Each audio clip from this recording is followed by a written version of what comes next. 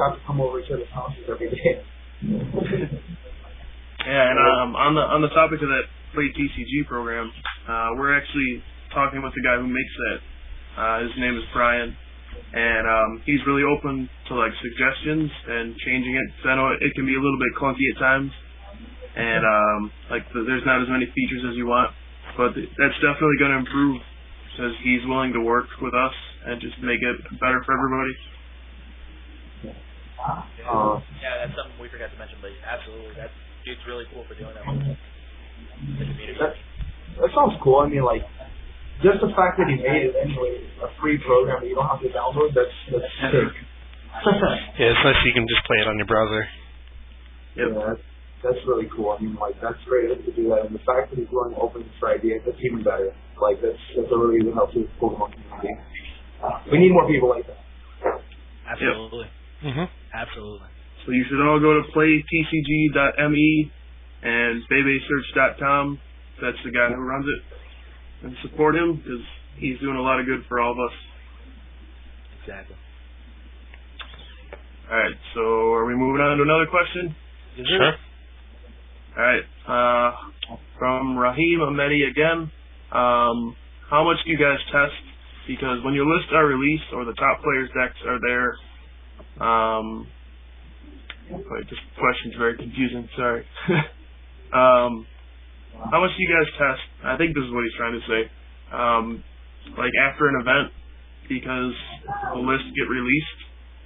So do you test more or less? Well, I mean, depends really on what tournaments are coming up. Like you know, formats change. So, like between the Gap Nationals and Worlds, I don't think the sets don't come out. So like, the same decks are pretty much still viable, but when it comes to like Battle and Cities, the format isn't even the same. So honestly, like I usually take a break after Cities, wait until the new set comes out, and then I start looking at stuff from there. I don't know about you guys, but for Nationals and Worlds, I keep playtesting in between them, but that's just me. If that's what you're trying to ask. Yeah, I think I'm definitely going to be playtesting for Worlds, obviously, but it's different on like when you're playing, like at least for this format in particular. For nationals testing, you're kind of like testing against anything under the sun. Whereas World, you can kind of hone in a little bit on what you need to beat and what you think are going to be played. So it's a little bit, because the field is much smaller and because you can kind of make guesses based on what people will play due to like a lot of, when you get to the higher levels, a lot of people start thinking the same in terms of like what's good. So they'll either run that or they'll try to run something that beats that. So you can just kind of like hone in and just make your testing a little bit more efficient. But I think I do about the same amount of testing for both. Okay. I think something to keep in mind is that Nationals and Worlds are two completely different tournaments. Like, Nationals is just this monstrous 9 rounds of Swiss, top 128 cut that you just like have to grind through to get to the end. Whereas Worlds is only 7 rounds, top 32. So you can get away with running like a less consistent deck at Worlds just because you have less rounds to get through. Yeah. So I don't know if there's more testing, but it's like different kinds of testing. Yeah. Because you don't have to prepare for as much, I guess. Yeah, I agree. I definitely take some time off after Nationals to kind of burn yourself out preparing for that. Mm-hmm. But I don't know. It's pretty much it's the same format, but like Kyle said, you could definitely play around with consistency a little bit. All right. Let's see. From James Hart, since you guys are taking cool questions tonight, what race is Michael Perelman? Okay. Half Thai and half Japanese. Well, I didn't know that. Yeah. I didn't know that either. Kremwa is Thai and Cool. Never gonna have to guess. For a second there, You can tell I watch StarCraft and play StarCraft too much because I was like, shit, am I going to have to say Protoss?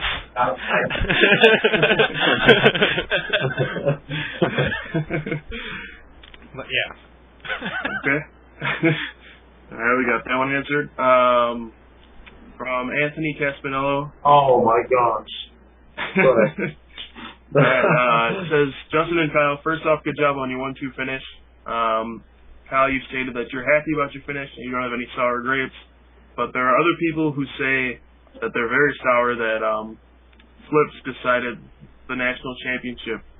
And he's just saying that comments like this just don't have any place in the game, and he just doesn't understand why they can't all get along. And his question is, Justin and Kyle, what do you have to say to all the haters out there who said you don't deserve it? Well, Anthony, that was a good question. I'm really surprised you answered that like that. I'm just wondering, did you misspell anything in that? It was actually pretty good for the most part.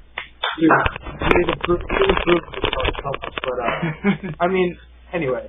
Well, what do I have to say out to the haters out there? Like, I mean, I don't take you guys in stride. You know, like, I'm not going to take what you guys are saying to heart because, I mean, I'm not going to lie. I did really feel like I deserved the Nationals win because I played my hardest no matter what. But I'm just saying, like, you know, there's no reason really to be hating because the game is just, you know, there's luck involved. There's no reason for you guys to be hating on luck. Like I'm sure if Kyle would have woken up with his Tyro when he attacked me with it, you guys would have been saying the same thing, you know? Like, when he attacked me with it the first time to CSC, if he would have woke up, it would have been even, you know, more luck-based than what it was already. Yeah. I'm sure there would have been a lot more hate on me if he woke up right after he attacked me with it. But, I mean, just saying, Anthony, like, for the most part, I like what you said, very inspirational. I really don't have much to say to anybody hating because I'm sure Kyle, like Kyle said, you know, like Anthony said, I'm sure Kyle isn't really that sour about it. I'm sure he's not sour about it at all. You know, he got to where he was. So, you know, that's a really good accomplishment. You know, it's not something that to be ashamed of. He's in top two of nationals. Where are you guys? You guys are in top two of nationals. So, what do you think, Kyle? Yeah, no, I completely agree with you. I mean, just getting to the finals of nationals. I mean, obviously, you have to play well to get there, but you also have to get extremely lucky to get there in the first place. So I'm not going to complain at all that a few flips didn't go my way at the end, because I know a lot of flips went my way to get there in the first place. And, no, definitely no hard feelings, anything like that. You played well, you earned it, congratulations. So, I mean, it's no shame taking second, and that's just how it goes sometimes. You win some, you lose some. Both sides played hard. Both sides get the throw. So yeah, that's it. Alright. So from Jack Eiler. For the people who have to play in the grinders, what do you think is the better choice? Stage 1 deck with speed or a deck that keeps going with Magnezone, since it's best 2 out of 3? I'm not really sure how to answer this. Best 2 out of 3 means that it doesn't matter that much if you get dunked. So I guess you can maybe gamble a little bit more with the stage 2 deck that might run like a baby or two, more than the stage 1 deck does. Both decks are fine. Just play whatever you're most comfortable with because both decks are going to do well. Yeah, I don't think it actually matters on what you play, but you can get away with things like you can just be a little bit more riskier with consistency because you know that if you get that bad in that one game, you still have 2 games to win, so you can do like a little bit there. But in terms of whether you play stage 1 or stage 2, it actually doesn't matter. Just play with what you're good with and what you think is what you should play. Yeah, I agree. Nice. Very insightful. We should just get a picture. Says I agree. Over Drew Holton said. I'll put it up for you. Justin, you have any thoughts? I mean, like I've been talking about it with my friends. the play for the grinder really is what Crown says, what you're most comfortable with and what you think will be the best. You're playing 2 out of 3 every single round, so like you said, you can play with consistency, but like obviously don't play with it too much. You don't want to make your deck just set up that 2 games in a row and you lose the grinder because you did that. Like there's still a lot of stuff. I mean, but back to the original question, like you said, there's no real like decisive decision between stage 1s and 9 zone because they both have different options and they both have different strategies. Obviously, the metagame, in my opinion, is going to replace what it was at Nationals for the grinder. So you play whatever you feel is the best play, and you play well with it. You know, make the list, check it out nice, or you don't have to be really consistent. It's up to you, man. Yeah, I mean, I think the number one aspect of your deck in the grinder has to be consistency, just because you can't afford to lose a single game anymore. And it's single elimination. If you lose, you're out. So just play what you're comfortable with. Play what you think's gonna do well. That's pretty much all there is to it. Cool. Okay. I don't want to take this question, but we will. From Michael Chin, it says, Kyle Sukovich has made top 4 3 times in a row. Is it more impressive than Ness's 2 world championships? Yes. Oh, yeah. I would say no. No? Get out. Someone do Puga. 1 second. I'm thinking. This question isn't actually directed at Kyle, so it doesn't matter what he thinks. I think it's close. It's way better. Being world champion twice is more like distinguishable or whatever. But obviously, getting top 4 3 times in a row is a lot harder. It's like a million times harder, I think. Because the field is like 3 times the size or some stuff, and there's actually like you have to go through a top 128 all 3 times. I think that's ridiculous. That's so impossible. But I think that Jason holds the crown in terms of like the biggest accomplishment, but the hardest accomplishment goes to Kyle. I agree. Right, baby. Yeah, I agree too. Worlds was nice, but Nationals is such a grind. There's so much more mental energy put out at Nash, I feel. If Kyle wins the world championships this year, though, then for sure. Or even if he top 2s, like yeah, top 2 5 over and there. 4. You just have to do like I don't even say probably just like the top 8 even would be like. No, the top 8 isn't like Really? Nobody remembers top 8. They remember the. I'm aiming for a top cut. If you top 8, like nobody's really gonna be like, "Whoa, dude, you're amazing." Like if you top 2, then they give you your props. Yeah. No offense to people who top 8. That's just the way it is. And I agree with you guys. I'm top 8. Yeah, no props. Would you say top 4? No props here, buddy. Would you say at least top 4 then?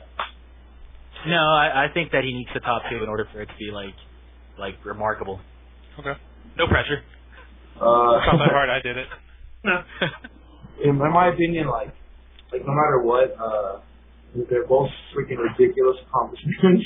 Like to win Worlds twice and to top 4 Nationals 3 years in a row, you guys got to be some really good players. So, but like when it comes down to what's harder, it's like you guys said, Puga's accomplishment is much harder, but Ness's accomplishment is much more surprising and like not even surprising, but like it's like wow, you won Worlds twice. It's something that you're always like wow. But I mean, like when it comes down to consistency, I'm no offense to Jason, I know Jason personally. Like he sometimes he has really rocky times. Like for instance, Nationals where he got gone 3 times. Not that it's his fault, but it's what happens. Well, Kyle seems to have a really consistent National streak going. So that's what I'm looking at. Like Kyle right now seems like a really consistent player. Or Jason, just like that player that he's really good. He could just